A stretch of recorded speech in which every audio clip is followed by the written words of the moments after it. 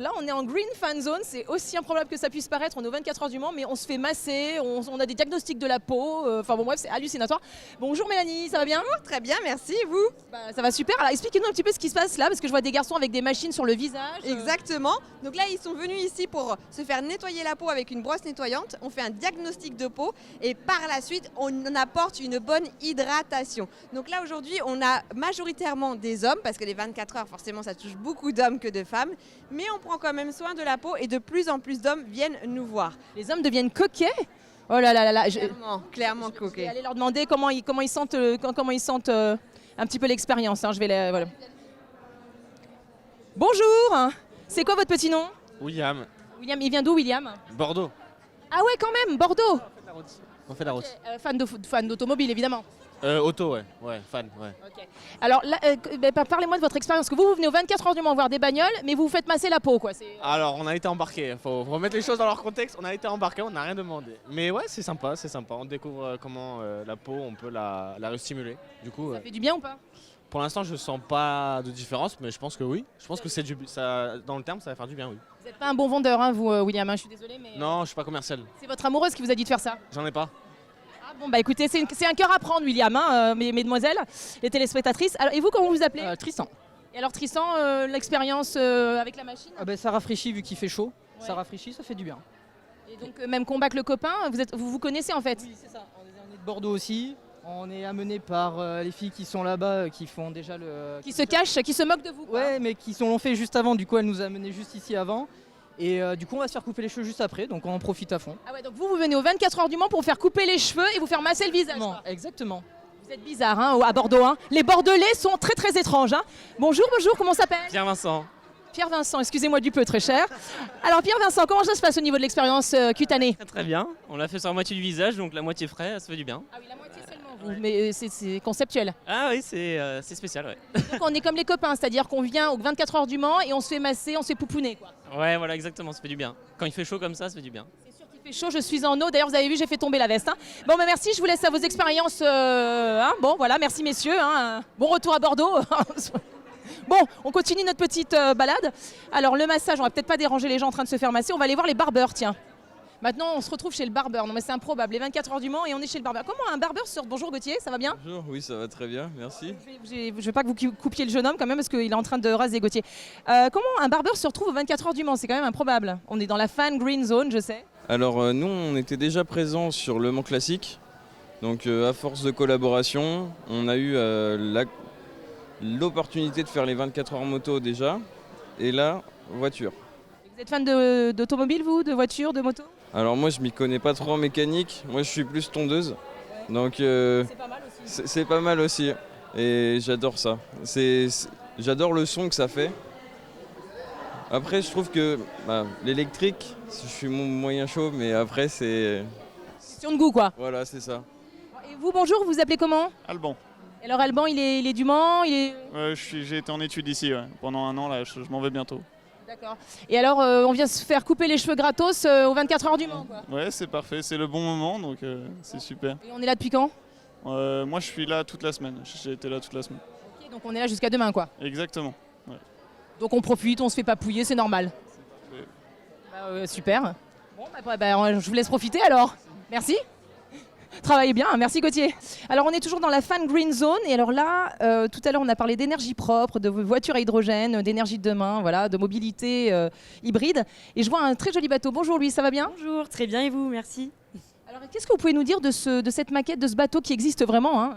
Alors ce bateau, c'est Energy Observer, c'est un navire laboratoire qui est 100% autonome en énergie, qui fonctionne aux 3 énergies renouvelables, le solaire, l'éolien et l'hydrolien, et également à l'hydrogène, donc propre chaîne d'hydrogène à bord.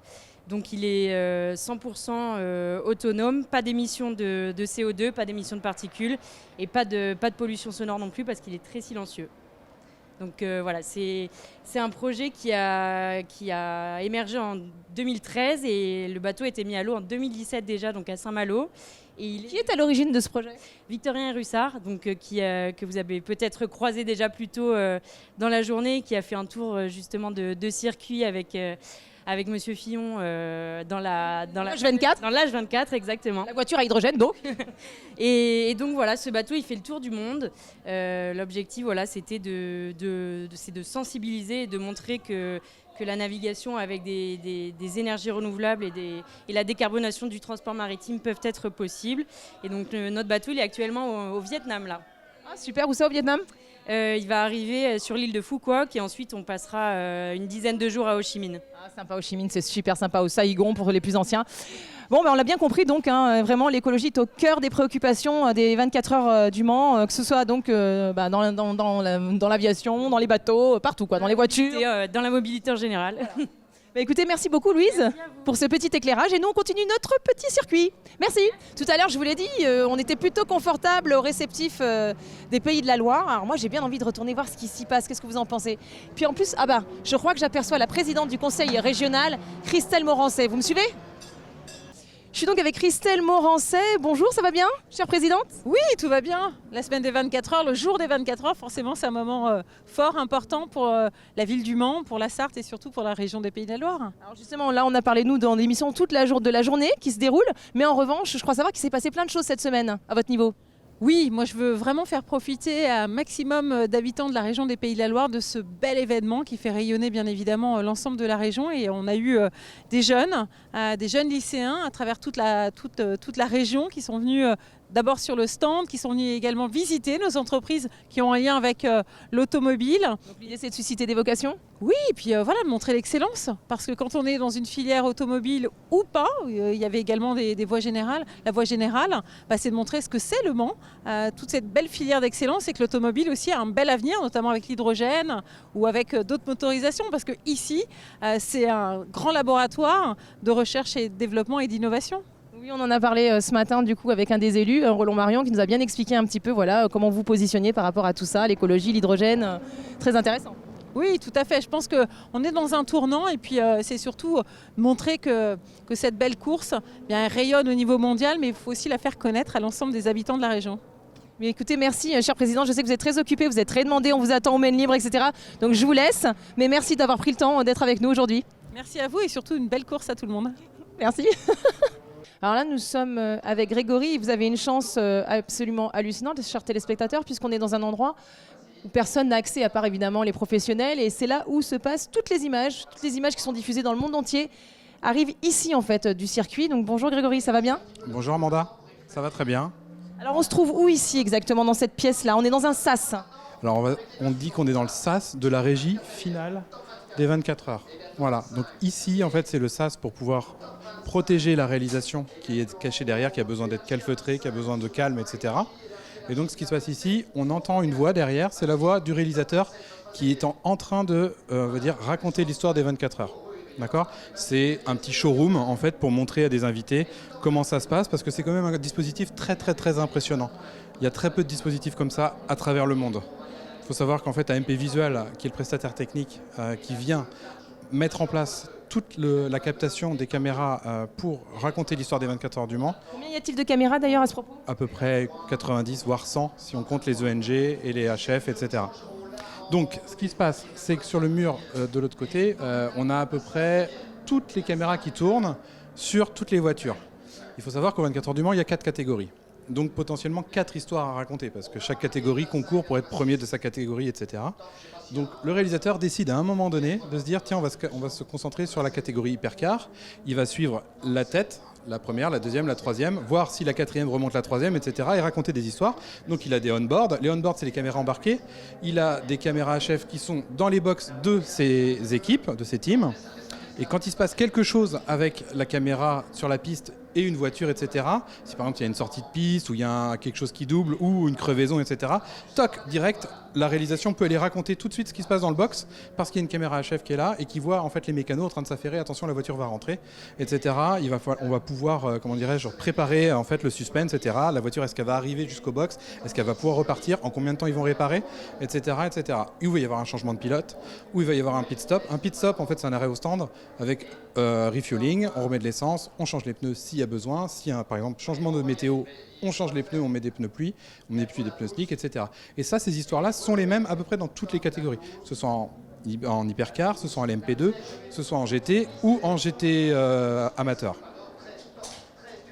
Et en retrait, on a ce qu'on appelle les postes éditos. Donc là, de chaque côté, on a 2 autres éditorialistes qui viennent raconter des images par rapport à ce que souhaitent les chaînes à travers le monde. Par exemple, en Chine, ils veulent peut-être voir plus les images de la Chine.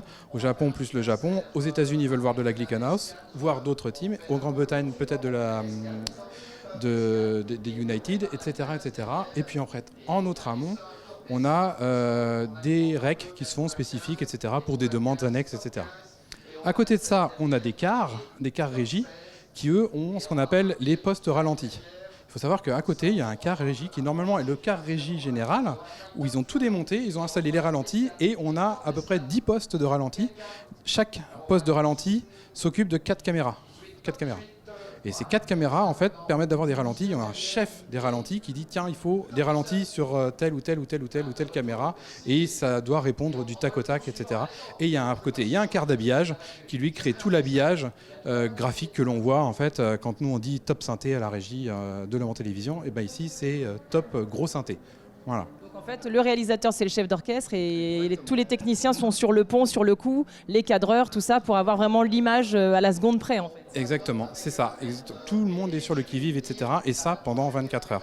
C'est-à-dire qu'à un moment donné, les cadreurs se relaient, etc. Donc les cadreurs qui sont bien chauds, etc., ça va. Le changement de relais, normalement, doit se faire avec un nouveau cadreur, mais il va falloir qu'ils se prennent les marques, etc. Là, tous les combien en termes de... Je pense que ça doit être un changement toutes les 4 heures ou 5 heures, je sais pas, je connais pas. Ça demande beaucoup de concentration, j'imagine. Exactement, et quand il se fait des week-ends comme ça, sous un soleil de plomb, du coup c'est très compliqué pour eux de se protéger, de rester, etc., très concentrés, etc. Il faut qu'ils s'hydratent beaucoup. Donc il y a tout un staff technique qui tourne avec eux pour les aider, etc., à se nourrir, à s'hydrater, à faire des pauses, etc. Combien de personnes à peu près au total? Alors à chaque fois que la course est en jeu, il y a 120 personnes qui travaillent. Tout le temps. Mais 120 fois 3, voire 4. On a le grand réalisateur de... Oui, apercevoir le grand qui va prendre sa place en fait. Voilà. Olivier Denis, qui va prendre bientôt le relais. Voilà. On change de réalisateur. C'est ça, exactement. Et donc c'est toujours lui, celui qu'on vient de voir entrer qui est là. Alors qui fait en général le départ, parce que c'est important, qui va faire des moments peut-être aussi cruciaux en termes de réalisation sur la journée, la tombée de la nuit, le matin et l'arrivée, bien évidemment. Voilà. Merci beaucoup Grégory. Bon bah voilà, il y a une super ambiance. Il y a une super ambiance au 24 heures du Mans. J'ai retrouvé mon copain Aurélien. Bon, ça va bien Aurélien? Super, je suis sur la fan zone tout le week-end et c'est formidable, il y a de l'ambiance, il y a de la musique, les gens sont de très bonne humeur, c'est génial. Bon bah voilà, hein, c'est la fin, les 24 heures continuent. Et quant à nous, on se retrouve la semaine prochaine pour de nouvelles aventures. Et en attendant, prenez bien soin de vous. On va lancer.